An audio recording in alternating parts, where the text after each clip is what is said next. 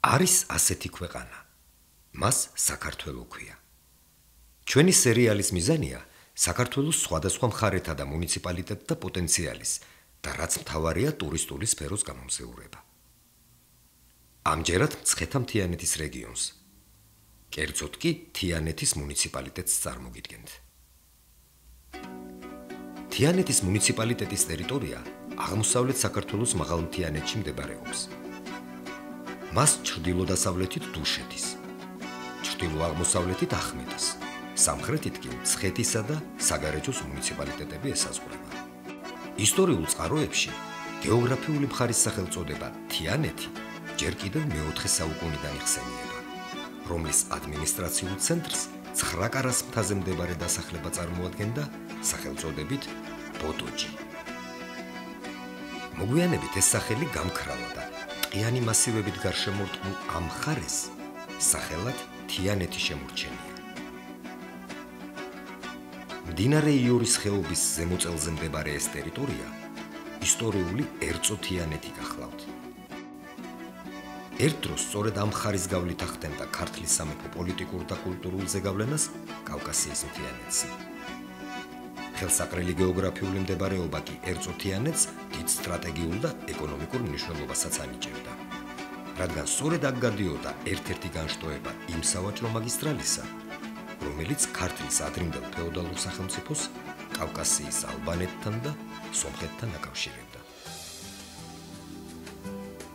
თანამედროვე ადმინისტრაციულ-ტერიტორიული დაყოფით მთიელი ქართველებით დასახლებული ისტორიული ერწო-თიანეთი მცხეთა-მთიანეთის მხარის თიანეთის რაიონში შედის.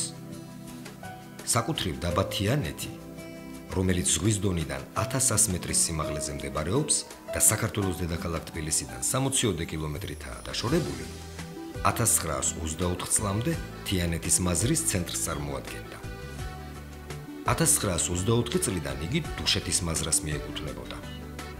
1932 წლიდან კი თიანეთი დამოუკიდებელ ადმინისტრაციულ ერთეულად ჩამოყალიბდა. დღეს დაბა თიანეთი მუნიციპალიტეტის ადმინისტრაციულ ცენტრს წარმოადგენს. აქ მოქმედებენ განათლების, კულტურისა და ჯანდაცვის დაწესებულებები. მუნიციპალიტეტის ტერიტორია ორი დაბის, სიონისა და თიანეთის და 84 სოფლისაგან შედგება, რომლებიც თვითმმართველობის 12 ადმინისტრაციულ ერთეულშია გაერთიანებული. აქაური მოსახლეობა ძირითადად სოფლის მეურნეობით, მეცხოველეობითაა დაკავებული. მისდევენ მსხვილფეხა რქოსანი პირუტყვის მოშენებას,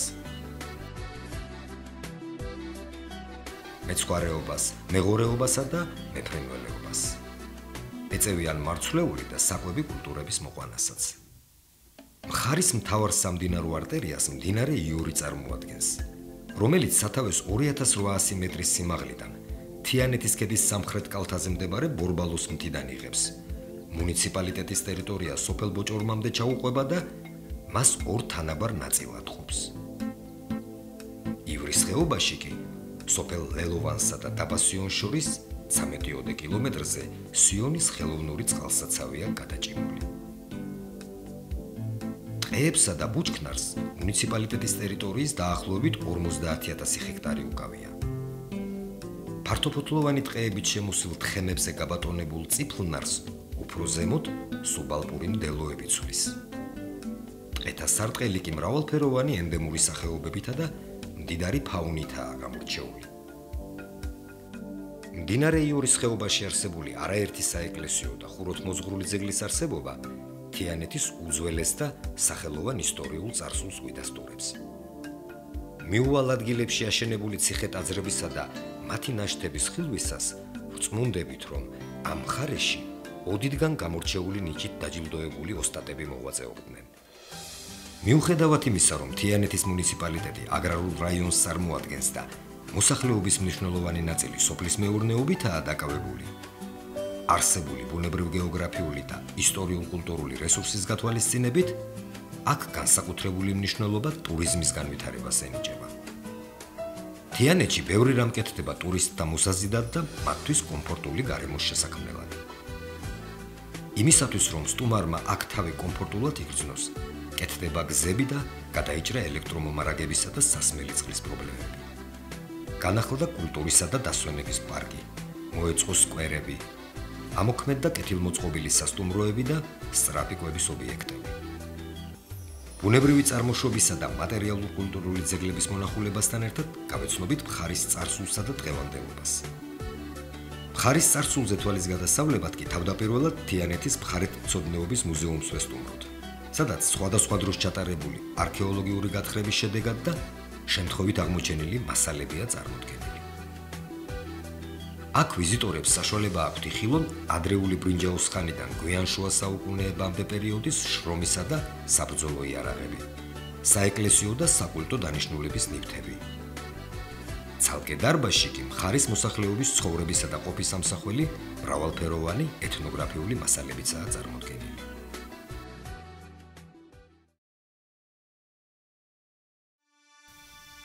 თიანეთის მუნიციპალიტეტის ტერიტორიაზე არაერთი მნიშვნელოვანი ხუროთმოძღვრული და არქეოლოგიური ძეგლი მდებარეობს, რომლებიც მხარის სახელოვან ისტორიულ-კულტურულ წარსულს ასახავენ. ჟალეთის ძველი და ახალი ბაზილიკები, ბოჭორმის ციხე, ყვარას ნასოფლარის ეკლესიები, თაგვათაღლაურასა და ოჩანის ციხეები, საყდრიონისა და იხინჯის ეკლესია, მოლამური და მამადაანები. ეს ის ძეგლებია, რომელთა მონახულება უთუოდ დააინტერესებთ აქ ჩამოსულ ტურისტებსა და ვიზიტორებს. თიანეთის ერთ-ერთ უმნიშვნელოვანეს ისტორიულ ძეგლს სოფელ ნადოკრასთან, ქართლის მეფე ერისმთავარ არჩილ მეორის მიერ მერვე საუკუნეში აგებული ნოტკორას სამონასტრო კომპლექსი წარმოადგენს.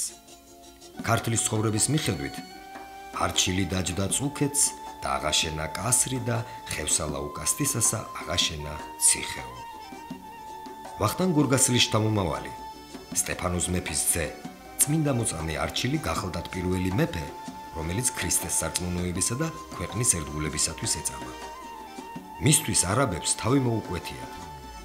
წამებული მეფის ნეშტი პატივით მის მიერვე აგებულ ეკლესიაში დაუკრძალავთ. დღეს ეს სამონასტრო კომპლექსი ორი ბაზილიკური ტიპის ეკლესიის, კოშკის, მარნის, ბერების სამყოფელისა და გალავნისაგან შედგება. სამონასტრო ცხოვრება კი აქ დღესაც გრძელდება. მდინარე იორის მარცხენა ნაპირზე 900-1000 მეტრის სიმაღლეზე ბოჭორმის ციხე მდებარეობს. 100-წლოვანი ხეებით დაფარული, ოდესღაც დიდებული ციხის აგების თარიღი უცნობია. მე-10 საუკუნეში უჯარმის შემდეგ ბოჭორმა კახეთის მნიშვნელოვან სტრატეგიულ და პოლიტიკურ ცენტრს წარმოადგენდა და არაერთხელ ყოფილა აოხრებული მტრის შემოსევათა შედეგად. ციხესიმაგრის ნაგებობანი მე-18 საუკუნეში მეფე ერეკლეს აღუდგენია. სადღეისოდ კი მისი მნიშვნელოვანი ნაწილი კვლავ დანგრეულია. ციხეს მიუდგომელი კედელი იცავდა. მის სამხრეთ ნაწილში ორსართულიანი სამეფო სასახლის ნანგრევები და კოშკია შემორჩენილი. შუაგულში კი არაერთხელ ავარქმნილი და აღდგენილი შირიმის ქვით ნაგები და თლილი ქვით მოპირკეთებული წმინდა გიორგის სახელობის 6-აფსიდიანი გუმბათოვანი ეკლესია დგას, რომლის კედლები ფრესკებითაა მოხატული. ეს ფრესკები ქრისტეს ცხოვრებისა და წმინდა გიორგის წამების სცენებს ასახავენ. ყოველწლიურად გიორგობის დღესასწაულზე აქ შესაწირავად და მოსალოცად უამრავი ადამიანი ამოდის. ამ ადგილიდან ირგვლივ მდებარე ხეობების თვალწარმტაცი ხედები იშლება, რომლის ხილვის საშუალებაც ბუნებრივია აქ ამოსულ ტურისტებსა და სტუმრებსაც ექნებათ. სოფელ დულუზაურების ჩრდილოეთით ტურისტებს ტყით შემოსილ სერზე მე-11 საუკუნის ხუროთმოძღვრული ძეგლის, არხალის ციხესასახლის მონახულება შეუძლიათ. კომპლექსი გოდოლებით გამაგრებული გალავნის, გალავანში ჩაშენებული კოშკების, ყოვლადწმინდა ღვთისმშობლის სახელობის სასახლის კარის ეკლესიისა და დამხმარე ნაგებობებისაგან შედგება. არსებობს ვარაუდი, რომ ამჟამად სანახევროდ დანგრეული სწორედ ეს ციხესიმაგრე უნდა იყოს ისტორიული ბოდოჯი, რომელიც ადგილობრივი დიდი ფეოდალის ან სულაც კახეთის მეფის სასახლესა და ერთ-ერთ რეზიდენციას წარმოადგენდა. სოფელ ჟებუტაში შემაღლებულ ადგილზე მდგარი ამაღლების სახელობის ეს ეკლესია გვიანი შუა საუკუნეების ძეგლია. ჟებუტის კომპლექსი საკუთრივ ტაძრისა და მის სიახლოვეზე მდგარი სამრეკლოსაგან შედგება. დარბაზული ტიპის ნატეხი ქვით ნაგები ეკლესია დღეს ძლიერ დაზიანებულია. ჩამოქცეულია მისი კამარა და კონქი. ჩვენი ტურისტული მარშრუტი კი ისტორიულ ერწოში გრძელდება. აქ მდინარე იერის ზედაწელზე, თითქმის ალპურ ზონაში, ნასოფლარ ყვარას ტერიტორიაზე ტურისტებს ყვარას ეკლესიები შეუძლიათ მოინახულონ. სოფელი ყვარა ისტორიულ წყაროებში პირველად მე-4 საუკუნეში იხსენიება. დღეს ამ ნასოფლარზე 3 ეკლესიაა შემორჩენილი. მე-7-მე საუკუნეების მცირე ბაზილიკა, მე-9 საუკუნეებით დათარიღებული ჯვარ-გუმბათოვანი და თავისებური არქიტექტურის მქონე დიდი ბაზილიკა, რომელიც ადრე შუა საუკუნეებს უნდა განეკუთვნებოდეს და რომლის სახურავით სამწუხაროდ ჩამოვარდნილია. ყვარა სწორედ ის ადგილია, საიდანაც წმინდა ნინოს ქადაგების შედეგად აიყარნენ ძველი ფხოველები და თუშეთს გადასახლდნენ. ხოლო ყვარელთა რაი ესმა-ესე შეშინდეს და თოშეთს გადაკრბესო. გვაუწყებს მოქცევაი ქართლისაი. მოქცევაი ქართლისაი გვაუწყებს, რომ საქართველოში ქრისტიანობის საქადაგებლად მოსულმა წმინდა ნინომ პირველად სწორედ ერწუთიანეთს მიაშურა და ჟალეთში შეჩერდა. გარდავიდა ერწუთ და დადგა ჟალეთს, დაბასა ედემს და ნათელსცა ერწუთიანელთაო.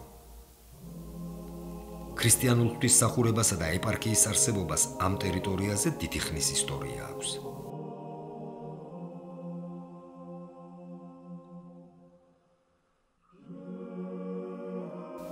დღეს ამ მხარეში თიანეთისა და ფშავ-ხევსურეთის ეპარქია მოქმედებს. თიანეთში მდებარეობს ეპარქიის კათედრა და რეზიდენციაც. სულ ახლა ხანს კი სრულიად საქართველოს კათოლიკოს პატრიარქის ილია მეორის ლოცვა-კურთხევით მეუფე მიქაელის მიერ შერჩეულ ტერიტორიაზე 31 მეტრის სიმაღლის ყოვლადწმინდა სამების სახელობის საკათედრო ტაძრის მშენებლობა დაიწყო, რომელიც ძირითადად ადგილობრივი მოსახლეობის შემოწირულობების ხარჯზე შენდება და დიდი მადლის მომტანი იქნება თიანეთისა და ამ მხარის მართლმადიდებელი მოსახლეობისათვის.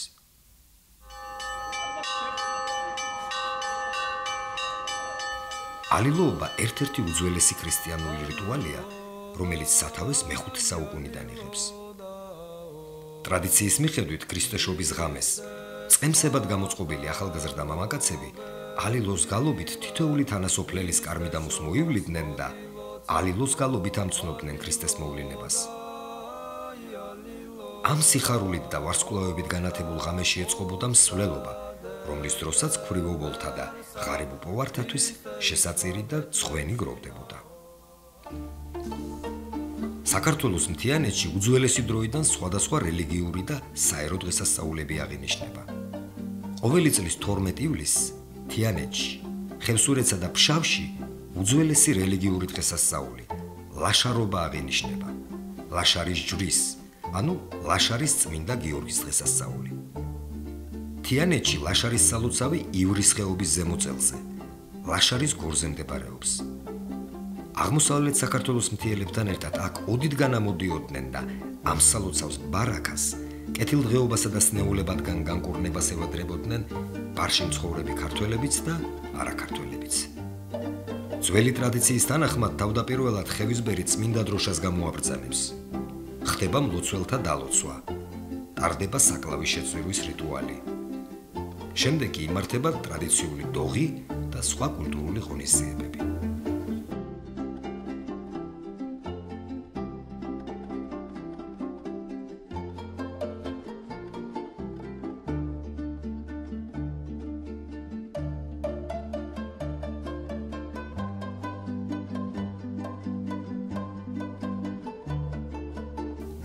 ამ 2 წლის წინ კი თიანეთში ახალ ტრადიციას დაედო სათავე.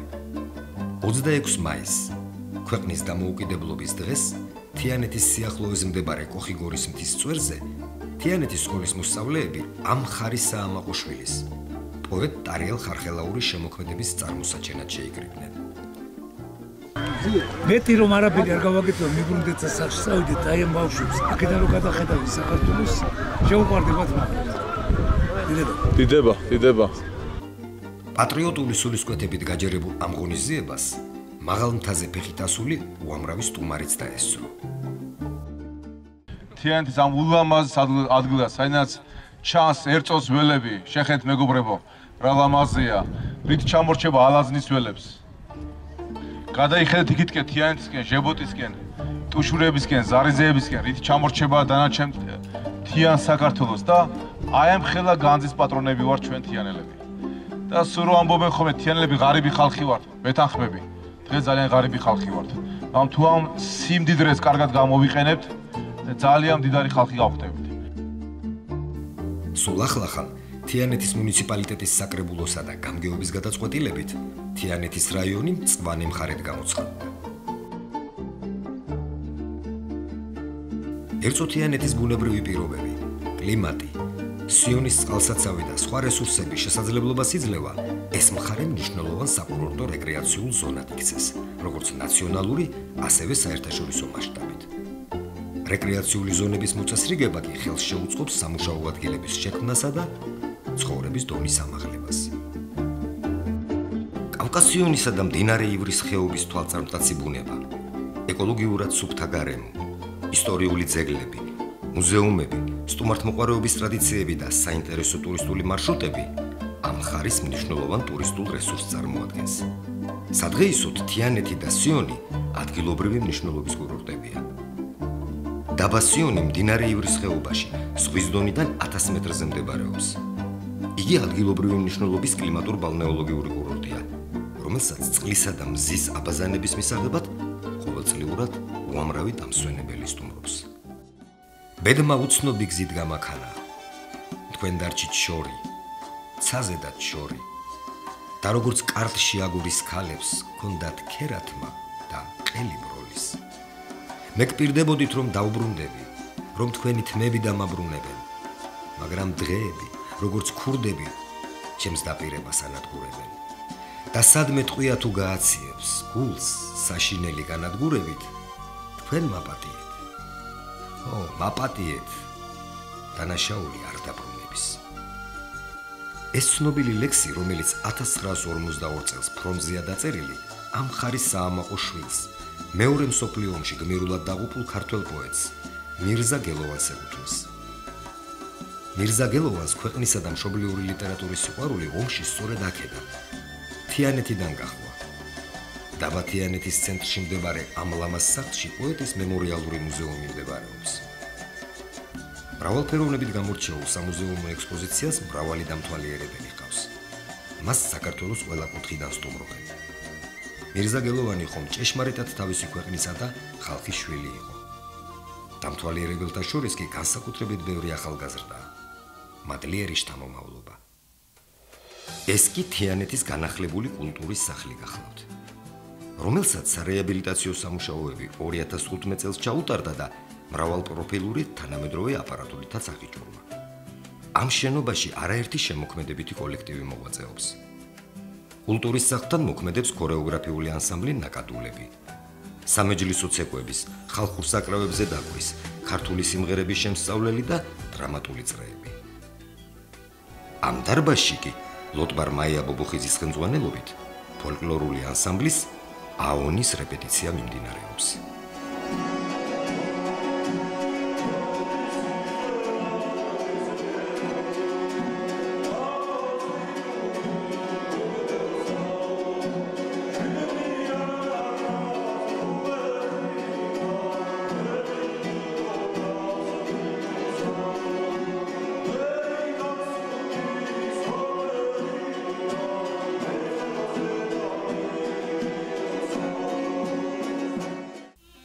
სპორტსა და განსაკუთრებით კი ხალხის წიაღიდან წამოსულ ქართულ ჭიდაობას თიანეთში დიდი ტრადიცია გააჩნია. არავინ იცის მოიპოვებენ თუ არა ოლიმპიურ მედლებსა და დიდ საერთაშორისო სპორტულ გამარჯვებებს ეს ხმაწვილები. ამას დრო გვიჩვენებს. დღეს კი თიანეთის ამ სპორტულ დარბაზში დამდგარი სული, მაწვილების ანთებული თვალები და მათი დაუცხრომელი სწრაფვა გამარჯვებისაკენ იმედს გვიტოვებს, რომ თიანეთში სპორტული ტრადიციები კვლავაც გაგრძელდება და სამომავლო გამარჯვებებიც აუცილებლად იქნება. 26 მაისს ათენის ოლიმპიურ სტადიონ პანათინაიკოსზე ანთებული და საქართველოში ჩამოტანილი ოლიმპიური ცეცხლი 2015 წლის 13 ივნის თიანეთის მუნიციპალიტეტსაც ესტუმრა. დაბის შემოსასვლელიდან ესტაფეტა კულტურისა და დასვენების პარკამდე გაგრძელდა, სადაც უამრავმა ადამიანმა მოიყარა თავი. მოგვიანებით კი ღია საკონცერტო დარბაზის სცენაზე ამ მნიშვნელოვანი მოვლენისადმი მიწვეული საზეიმო კონცერტიც გაიმართა.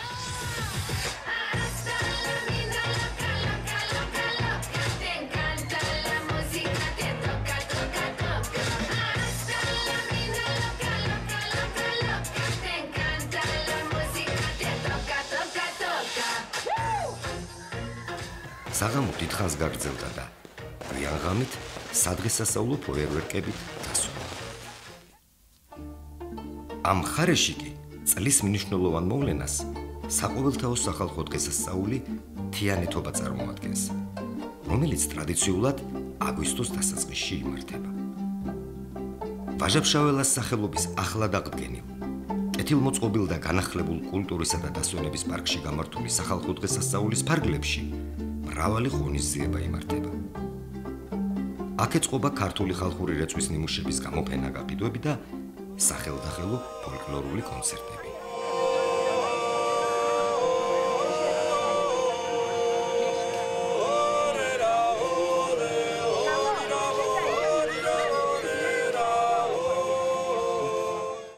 ხუთასადგილიან სპორტულ არენაზე კი ტარდება სპორტული ასპარეზობები ისეთ სახეობებში, როგორებიცაა ქართული ჭიდაობა და ლახტი. სტუმრებს საშუალება ეძლევათ აქვე დააგემოვნონ ადგილზე მომზადებული ქართული ტრადიციული კერძები. სტუმარი კი თიანეთობას ყოველწლიურად უამრავი ჰყავს. ასე იყო წელსაც. თბილისიდან და საქართველოს სხვადასხვა კუთხიდან თიანეთს დღესასწაულ თიანეთობაზე წელსაც უამრავი სტუმარი ეწვია. ხანდაზმული და ღვაწლმოსილი ადამიანები, ხელოვანები და პოლიტიკოსები, საერო და საეკლესიო მოღვაწეები. თვალშისაცემია ახალგაზრდობის, განსაკუთრებით კი ბავშვების სიმრავლეც. წლევანდელი წლის ზეიმის სიხარული დედაქალაქიდან თიანეთში საგანგებოდ ჩამოსულმა ქვეყნის პარლამენტის თავმჯდომარემ, მინისტრებმა, პარლამენტარებმა და საქართველოს მთავრობის სხვა წევრებმაც გაიზიარეს. ამ დღეს კიდევ ერთ კარგ ტრადიციას დაედო სათავე. თიანეთის მუნიციპალიტეტის გამგეობისა და საკრებულოს გადაწყვეტილებით ადამიანს, რომელსაც ყველა უყვარს და ყველას უყვარს, ხარის საამაყოშვილს, ქართველ პოეტ არიელ ხარხელაურს თიანეთის საპატიო მოქალაქის წოდება მიენიჭა. მე თიანეთმა მასწავლა როგორი არ უნდა იყო. კაცი. და დღეს საქართველოს მასწავლის როგორი უნდა იყოს კაცი. მოგვიანებით სტუმრების საპატივცემულოდ 300 ადგილიან ღია საკონცერტო სცენაზე ადგილობრივი ქორეოგრაფიული ვოკალური ანსამბლების მონაწილეობით კონცერტი გაიმართა.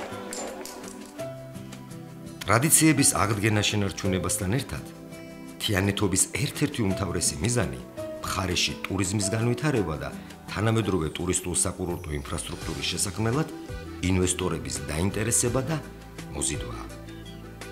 იმედს ვიტოვებთ, რომ არსებული ბუნებრივ-გეოგრაფიული და ისტორიულ-კულტურული რესურსის მქონე მწვანე მხარედ გამოცხადებული მუნიციპალიტეტის ტერიტორია სულ მალე იქცევა თანამედროვე დონის ტურისტული ინფრასტრუქტურის მქონე საერთაშორისო მნიშვნელობის საკურორტო რეკრეაციულ ზონად, რაც თავის მხრივ ადგილობრივი მოსახლეობის ეკონომიკური მდგომარეობის გაუმჯობესებისა და ცხოვრების დონის ამაღლების საწინდარი იქნება.